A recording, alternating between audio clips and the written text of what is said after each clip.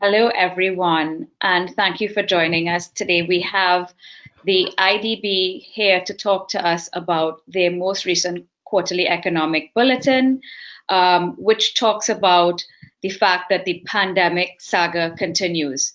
And with me today, I have the pleasure of having Henry Mooney, who's the IDB's research economic advisor, and I have David Rosenblatt, who's the IDB's regional economic advisor. Welcome, Henry and David, and thank you so much for joining me today. Thanks for having us. Yeah, thanks for having us.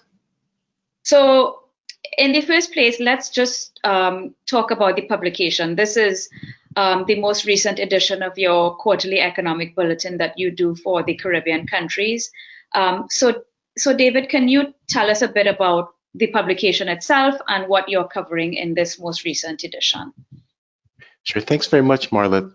The Quarterly Economic Bulletin, or the Caribbean Quarterly Bulletin, is a long-standing publication of the Caribbean Country Department of the Inter-American Development Bank. I just joined the IDB last fall. The tradition with this publication is it alternates between just reporting on broad economic prospects and focusing on some long-term development issue for the 6 countries that we cover. But given the current circumstances of what's going on in the world and in the Caribbean, in the spring edition, we focused on what was going on with the COVID crisis, the crisis in tourism, and how that is impacting economic and social conditions in these countries. And then we decided to follow up in the summer with additional information on what's happening. We had promised to do that in the spring, and what we're bringing to bear this time around is just some updated information on what's happening. Also, some more detailed look at tourism, which is so important for 3 of the 6 countries that we cover, and then also bringing to bear some data from an online survey that gives us some understanding of what's happening in the social realm, and even basic things like nutrition and how that's affecting households in the region. Thanks, David. And yes, I especially like that focus that you all have taken on the nutritional aspect, nutritional effects, I should say, of this crisis, and the toll that it's taken in that regard on people. So we'll talk about that a little bit later. But let me switch now to Henry. Henry, you have a fabulous tourism dependency index that the IDB has constructed for not just the countries that are covered by the IDB, but all, when I say covered, meaning the borrowing member countries, but also countries that are not borrowing member countries. And so, for example, on that index, you have Aruba as being identified as the most tourism dependent economy certainly in this region. Could you tell us a bit more about this tourism dependency index? This is the second iteration that you've published, and share with us what the main findings were from that index. Yeah, thanks, Marla, and thanks again for having us. So the Tourism Dependency Index is something that we developed over the last few months to help us understand better sort of the vulnerabilities that countries in the region, but also countries across Latin America and around the world are facing as it comes to the COVID crisis and the shock that implies for the tourism sector. So we were trying to quantify what we already knew, which was that Caribbean countries were highly vulnerable relative to other countries around the world. So this index that we developed, which was published before, it's the same index really as appeared in previous publications, tried to come up with what we thought were among the most important economic considerations in terms of dependence on the sector. So we looked at dependence in terms of a country's dependence on tourism for GDP, for output, for employment, and also for the balance of payments, so in the context of exports of tourism services. We were able to compile this for a global country set of about 166 countries around the world, so from every region. There are some countries for which available data wasn't present, so the 166 countries give us as broad a snapshot as we possibly can. I think the gist of it, though, is that as we knew already and as we suspected, countries in the Caribbean are highly vulnerable. You know, countries in our region are, in some cases, upwards of 50% of the economy and employment and exports are directly or indirectly related to tourism. And when we rank all of these 166 countries, in the top 20, most of those countries are actually from the Caribbean, so smaller island or other tourism dependent states. So I think that the Tourism Dependency Index is something that allows us to focus really on the countries that are most vulnerable. Mm-hmm. Thank you. Yes, I agree with that. And thanks for including the countries that are not normally within your universe. Because, I mean, there's so many of the tiny countries in the region that have some of the highest dependencies that are, of course, outside of your traditional universe, but are no less at risk, basically.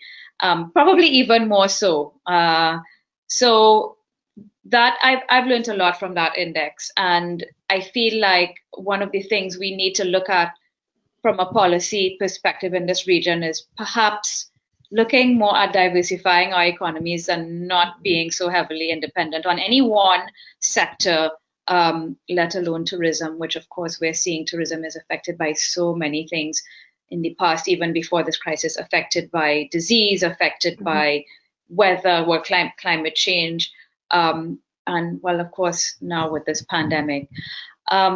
David, let's switch to, you mentioned earlier, which I feel is an also especially powerful discussion to have. And I'm grateful to the IDB for doing this survey, very important survey, and highlighting this impact, which is the nutritional impact of the pandemic and what it's done to the countries, again, in your universe. Can you share with us what your and this, I think this is also the second iteration of this survey, correct me if I'm wrong, but share with us what your findings were, please. Thanks, Marla. Yeah, we're actually grateful in our country department to the research branch of the IDB. It was the research department that launched an initiative to conduct these online surveys across Latin America and the Caribbean, but they interacted with each of the country departments, given the country expertise that we have. You're absolutely right that it's a second iteration just in terms of processing the numbers. There were some adjustments made since a blog that was published in May, I believe, by my colleagues Dieter Boyerman and others. But the survey itself was conducted during the second half of April. It was from April 16th through 30th, and about 12,500 households responded across the countries. So our colleagues in the research department and my colleagues in the Caribbean department then categorized what happened across different income classes.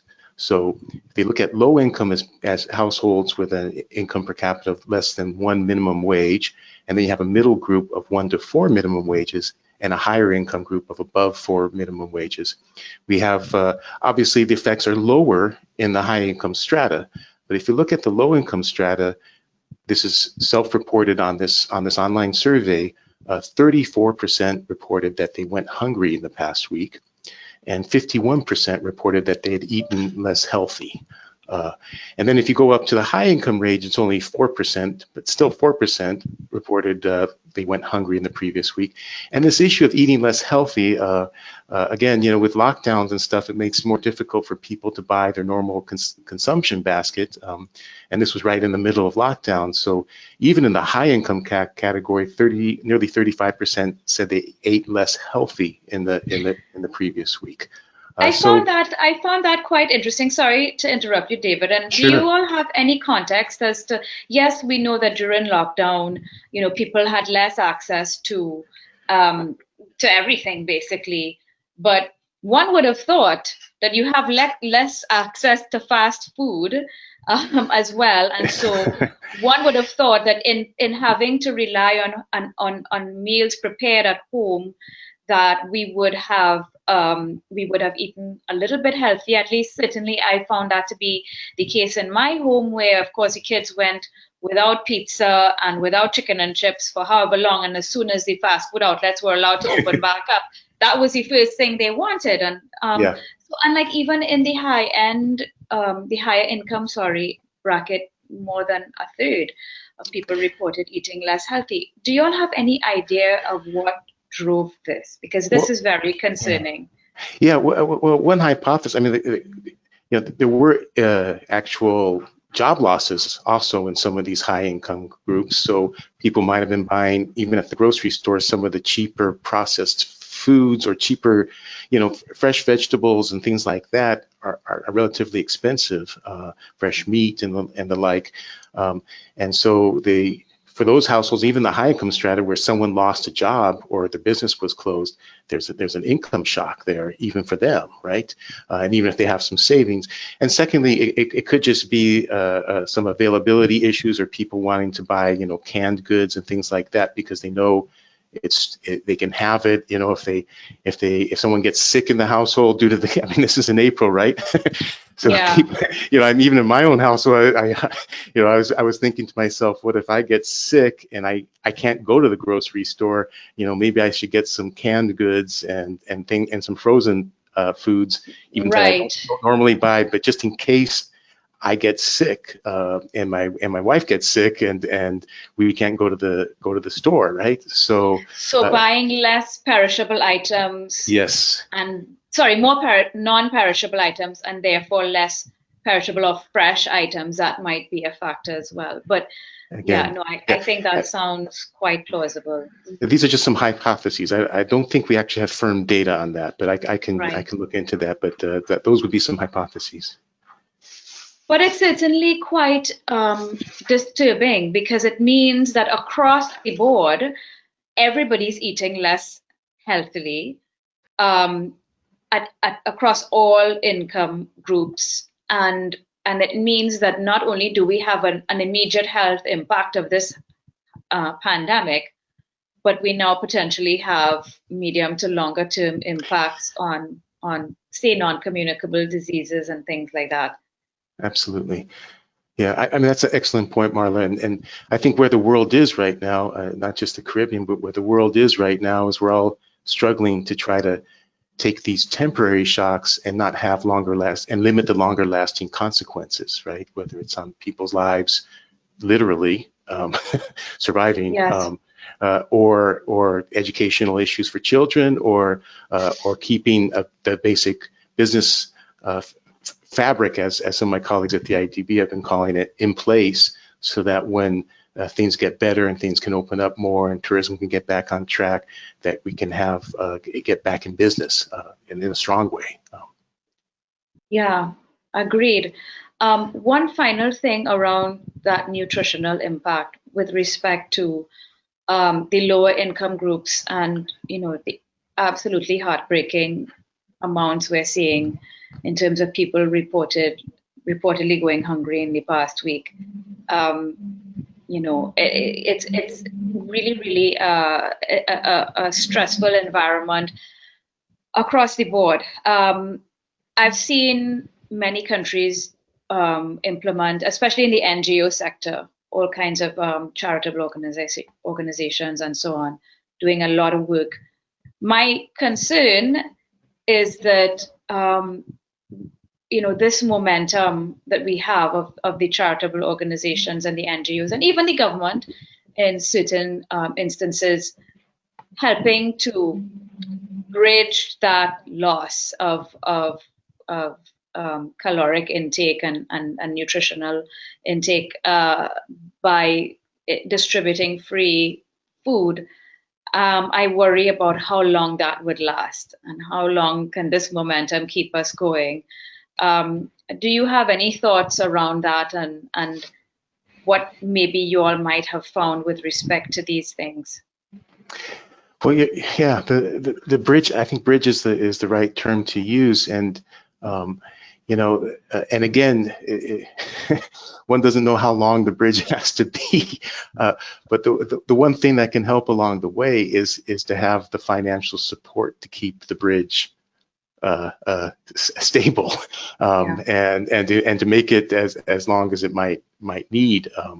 Again, during these sorts of periods, about the only thing one can do is one does have to do some borrowing. It's kind of a multi-tier thing where you have the international organizations and the international markets that can offer some finance for governments to engage in their efforts, and to finance programs and to finance the loss of revenues that's inevitable with this type of situation, and to work your way on down so that the actual sustenance can get to households and firms during this bridge period. But again, it could get very difficult if the bridge period lasts too long, and that's where, another part, if we go back up to the international level, it's really important what the international community is doing in terms, and starting with controlling the disease, right?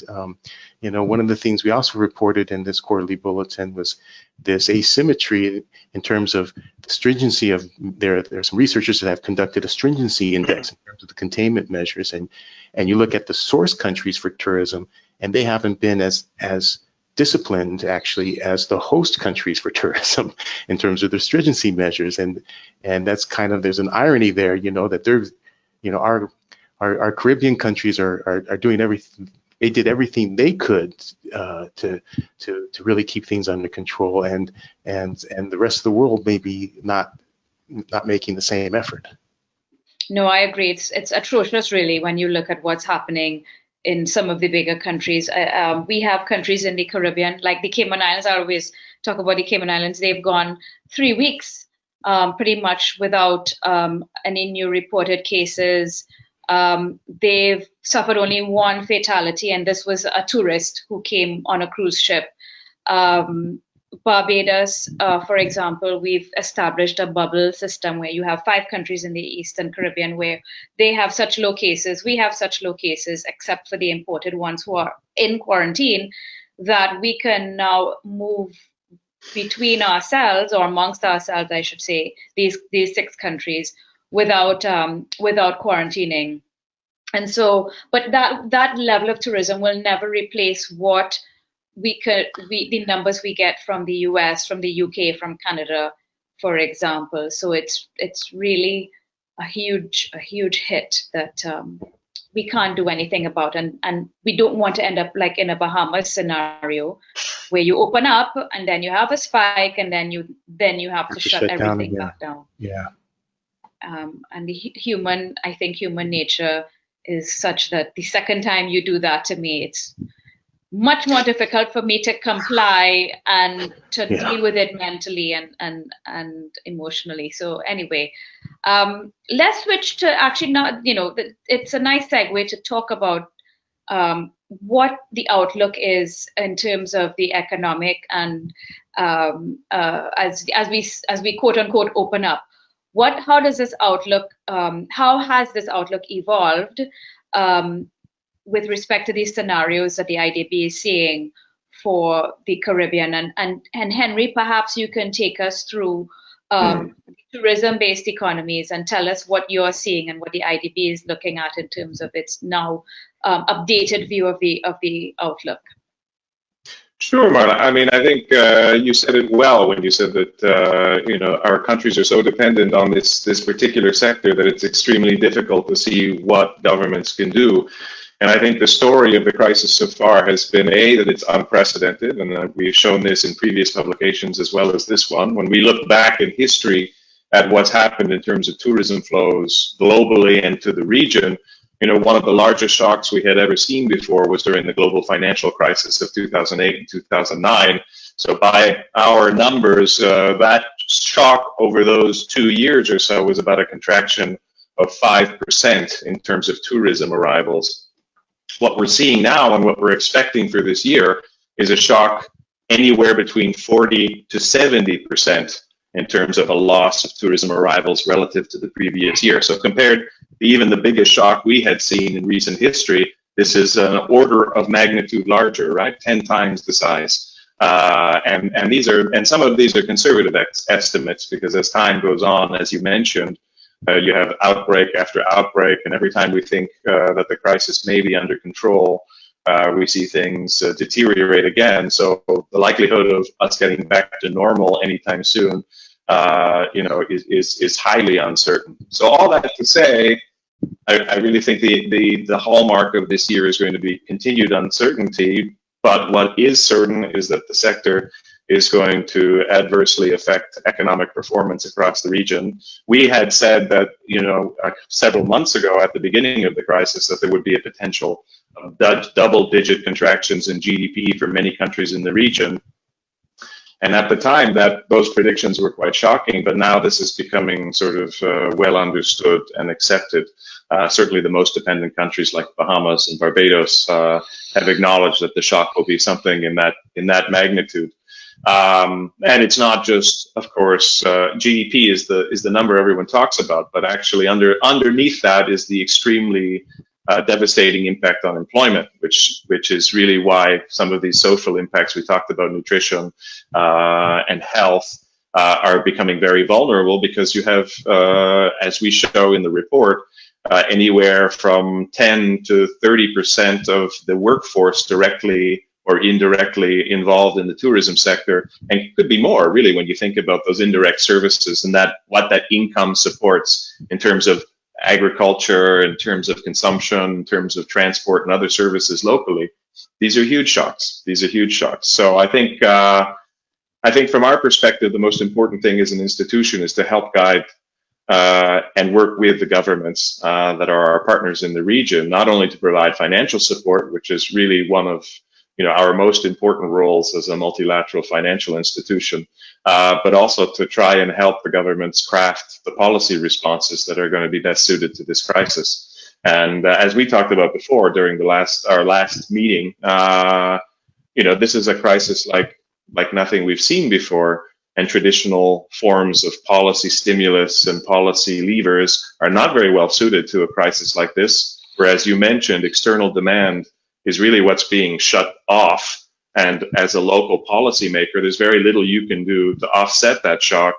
The best you can do is try to support lives, incomes, livelihoods, and maybe your productive enterprises to make sure that they're still viable when this crisis dissipates, because they are going to be the engines that you need in order to recover. So it's a very complex crisis. And as I said, I think the two words that best describe them are unprecedented and highly uncertain.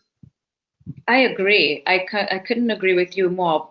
When you talk about the new normal, going back to normal, I don't think it's ever going to be 2019 normal. It's going to be completely different. I think our economies, and to your point about, it's kind of not as relevant to look at GDP anymore. Like, who cares about GDP anymore? Yeah. You really do care about jobs and about, as we discussed, nutritional and other social indicators. And I think that our economies are taking a leg down.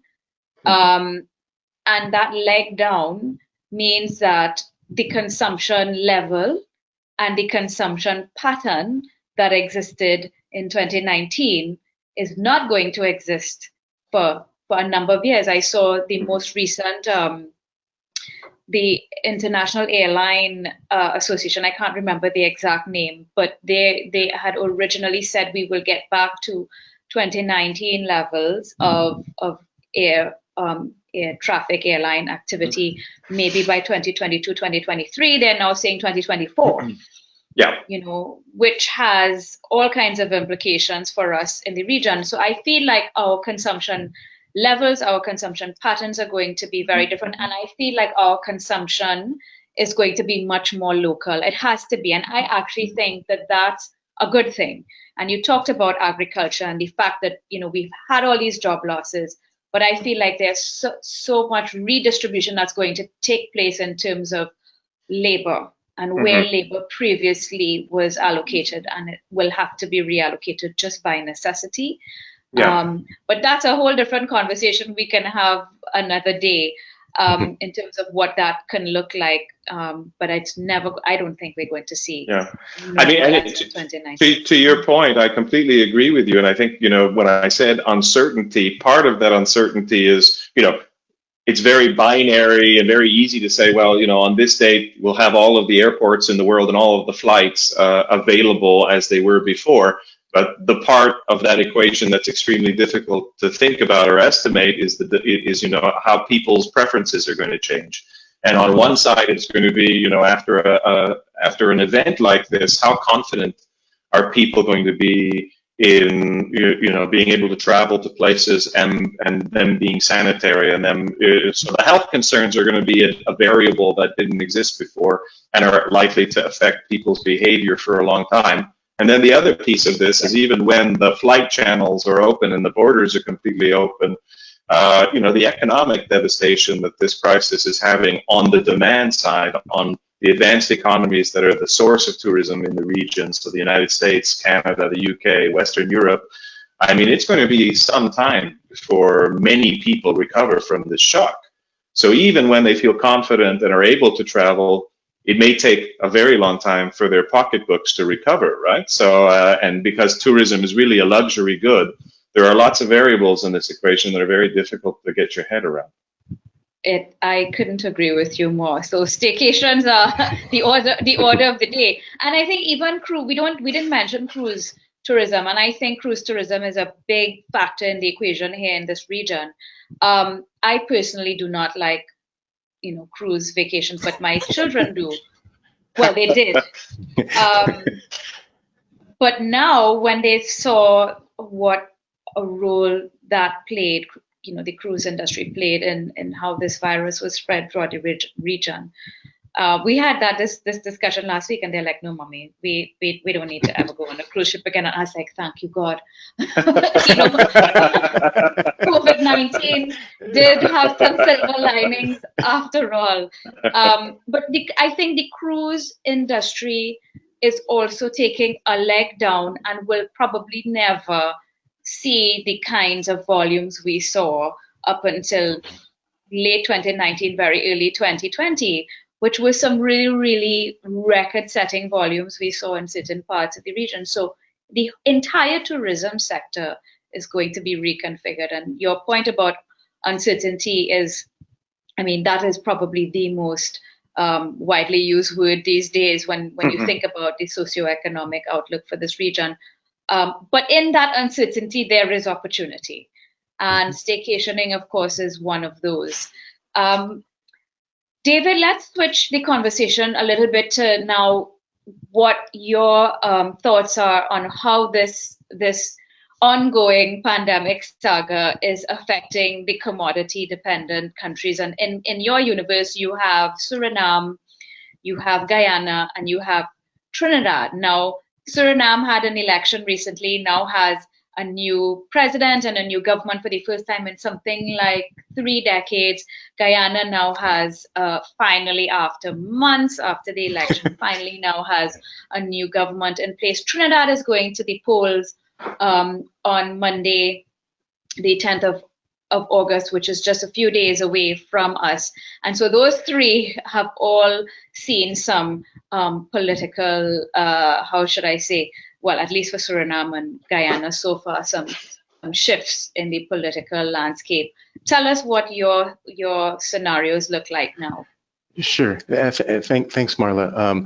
Well, one thing on the elections on Monday in Trinidad is let's hope and we'll keep our fingers crossed that there isn't another COVID outbreak after that, as occurred in Suriname, right? We're going to keep our eyes on that. But on the economic front, these countries had the same thing that every country in the world had, a domestic shock due to the containment measures that were absolutely necessary. And they were strong in these countries, and they were effective. But Henry mentioned the issue of the demand side for tourism, and commodity prices it's been a big shock to commodity prices for all three countries, especially for the issue of natural gas in Trinidad and Tobago and oil in Trinidad and Tobago. But oil affects the new oil power of Guyana and oil production in Suriname as well. And there is some good news, right? Oil prices have stabilized around a little above $40 a barrel WTI. Even if you look at futures markets, they are looking around that for all of next year. Now that's still not $57 a barrel, which was the average in 2019, but it's not nearly as bad as we saw in the early spring.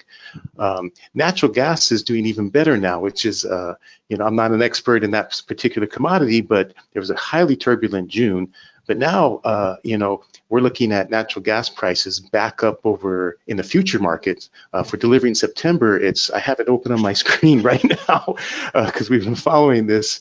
For September delivery, it's now up to almost $2.26 for a million BTUs, which is really getting back up above even what was budgeted at 1.8 for the Trinidadian budget. Yes, yes. And if we look ahead to 2021, I'm looking at the numbers right now. It's up around 2.6, 2.7, 2.9 in December of 2021. So there is some good news there. And as you mentioned, we're also hopeful, because political transitions can always create uncertainty and dampen business climate for investment and things like that. But it's also an opportunity for forging consensus on reforms. So we have the good news on the price front, and gold, which is another major commodity for Guyana and Suriname.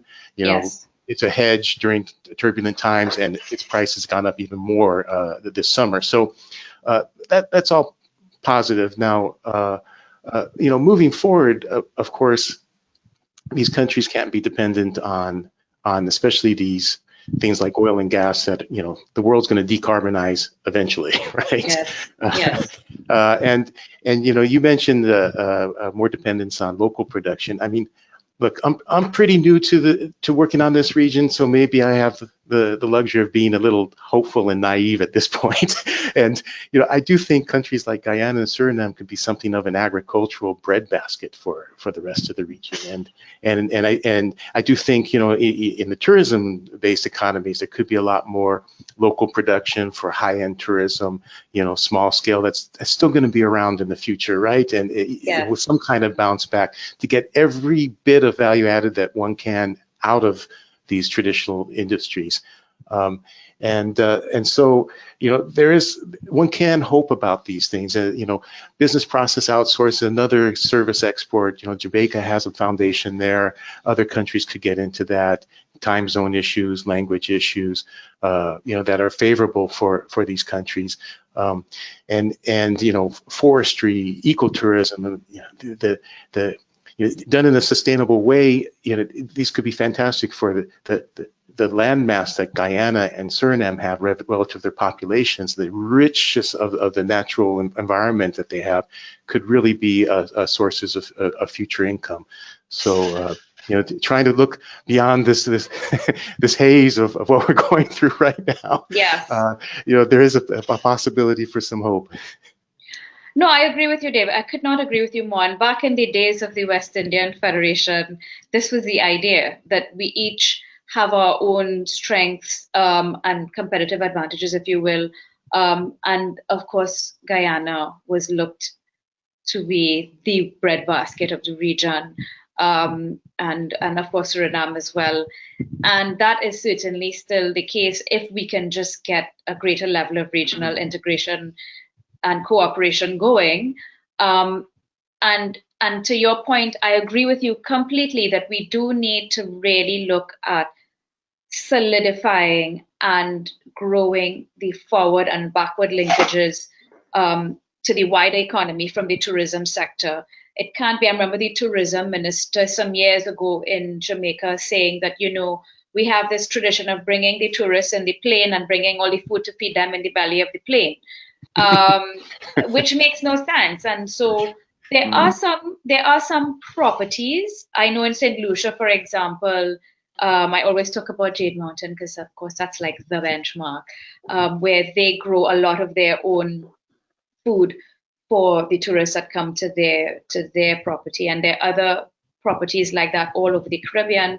We need to be thinking more like that, living more sustainably, whether it's with respect to food, water, energy, living more sustainably, sourcing more locally, and supporting more local industry as well, even though from a price standpoint, it may not be as cheap as China, but we need to think about how do we support local simply because we want to improve our diversification, we want to reduce our vulnerability externally, et cetera, et cetera. So this is why I think the normal is never going to be the same, and it ought not to be the same, because if nothing else, this pandemic has shown us how unsustainably our economies and societies were structured.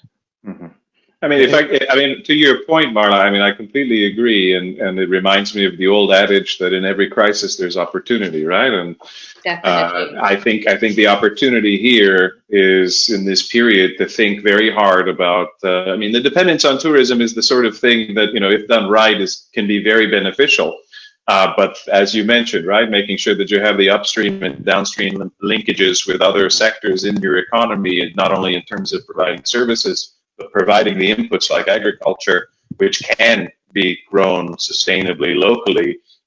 These are very important ways of making sure that that sector, when it comes back better, right? And there is an important link with public policy, right? And one that our institution has been working on for a long time and will continue to work on, which is making sure that the public investment that is required to make sure that agricultural sectors, for example, are viable and are well connected to markets, and that there's enough financing available for small and medium-sized growers or collectives and cooperatives that can produce not only sustainably but reliably. I mean, these are the kinds of sort of parallel initiatives and parallel tracks that need to be pursued in order to make all of these things possible. And that's really, these are areas where the IDB is directly involved, either in projects or in discussions with governments. But these are the kinds of discussions that I think are very productive right now, because this is the time to be making those shifts. And if I might add also the green and blue dimensions, right? So, having green destinations for tourism as the millennials grow up, they're gonna be attracted to that, maybe more than some of the older folks are. We won't use the word boomer, okay? We won't. My son called me a boomer the other day. My kids call me boomer all the time. He said, "Okay, boomer," but I'm not actually a boomer. But I was still taken aback. Me neither. But no, David, you're so right. We do need to focus more on the green and the blue. I mean, even the oil and gas producers, imagine if they actually had renewable energy for domestic consumption, and then they were just exporting the natural gas, and then using those export revenues for investments in human and physical capital. So even for those producers, it could be interesting to go green on the energy front. I agree. So this is why Guyana needs a massive hydro plant, so that they can generate which was, in the works for however long, and started and stopped and whatever. Let's see, maybe one day it'll happen. But, I agree fully that that's the kind of thing I would like to see happen in Guyana, where they don't have a refinery. They use locally sourced renewable energy for domestic consumption, and then they export the oil that they do produce, and they pump that revenue into basically socioeconomic development. Of course, we economists, we have these lovely ideas, but politics trumps economics most of the time. So we'll see what happens. But I just wanted to make one final point with respect to, I feel like, many times when I talk about, when there is a discussion, I should say, around diversification, I get this counter argument that we're too small. Like some countries say, but we're so tiny. How do we diversify away from tourism dependence and financial services, which is coming under increasing pressure from the OECD and the FATF and the EU and so on? How do we diversify when we're microstates? And that's a valid point to make. Now, I feel like what you can do is, if you cannot really diversify meaningfully, look at what the Cayman Islands did, in the sense that they recognize that they have these vulnerabilities because of their heavy dependence on the financial services industry and on tourism. And they built fiscal and external buffers that mean that the Cayman Islands has no intention of opening until September at this point in time. They might even push it back, and they're not reopening their borders. They're probably the most reluctant to do so in this region. And the reason they can afford to do that is because they have the fiscal and external buffers to say, we will continue to give unemployment benefits to those who have been affected. We will continue to give food hampers to those who have been affected. And so that we don't have to open back up as quickly as everybody else and take the risks that everybody else like the Bahamas, for example, have taken and then had to reverse. So if you cannot diversify, the point I'm making is that you need to approach this from a risk management standpoint, that if you have to calculate basically what your risks are, and you need to make provisions that compensate for these risks. And I feel like that's also an approach we need to really wrap our heads around in this region that we really haven't done to a significant enough degree. I think you hit the nail on the head, Marla. I can bring up the example of Jamaica, for example. So to your point, Jamaica spent the last 6 or 7 years under IMF programs undertaking very difficult fiscal and institutional reforms. And while it's true that Jamaica is going to suffer tremendously in this crisis because it's tourism dependent, it actually entered this crisis with tremendous fiscal buffers, right? So it had cash from fiscal surpluses in previous years that it was going to use for debt repayment that it's been able to use to finance the stimulus program without adversely affecting the fiscal stance, right? So I think there are examples in the region of countries that have done things right or as well as could have been expected, and that has actually, borne fruit for them. And Jamaica is a shining example of that. Doesn't mean that it's insulated itself from the crisis, but it does mean that it put itself in as good a position as any country could be to face a crisis like this. So you're absolutely right. Buffers and prudent policies are very helpful. Agreed. On the issue of buffers, David, the whole idea of sovereign wealth funds, of course, in Suriname, well, we have one in Trinidad, but in both Suriname and Guyana, legislation has been passed and so on. But I don't know that we've actually seen the establishment and funding of any sovereign wealth funds. Share your thoughts with me on that, and then we will close. Okay. Well, my main issue with sovereign wealth funds is you have to have some real savings first to actually accumulate real net wealth in the sovereign wealth fund, because otherwise you can have a situation where you have fiscal deficits, so you're accumulating debt on one hand and accumulating assets in the wealth fund, and on net balance you're not really getting you anywhere. Might have a negative carry. Well, actually, this happened in Trinidad under the previous administration, where they ran fiscal deficits, but because of the fiscal rule that prescribes exactly how much has to go into the Heritage and Stabilization Fund, they had to put money in, but we're still running an overall fiscal deficit. And you have a negative carry because what you're earning on the Sovereign Wealth Fund is less than what you're paying on the debt. Yeah. Makes no sense. Yes. So that's kind of the whole issue there. And you mentioned the fiscal rule is to have an integrated approach that combines your medium-term fiscal framework, fiscal rule, with the management of the sovereign wealth fund. In the case of Trinidad, I always say because the Trinidad fund has dual purpose. It's supposed to be a shock absorber in the short run, but then also the intergenerational thing of replacing the oil wealth that's being extracted for future generations. And so, the size of the fund is really big for a short-term stabilization, but it's really small for the long-term intergenerational issue. So there's some work to be done there. Lots of work to be done there.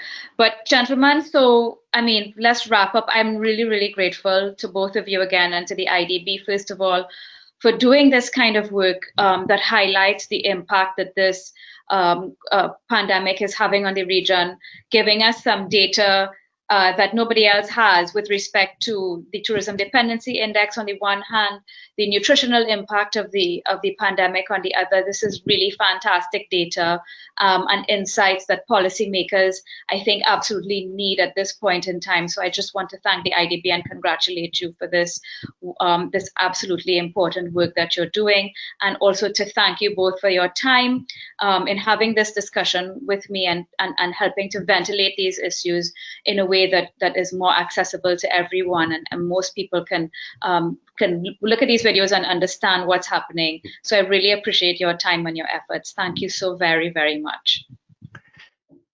Thank you, Marla. It's a pleasure. Always a pleasure. As always. Thank you. Take care and be safe. You too. You too. Take care. Thank you. Bye.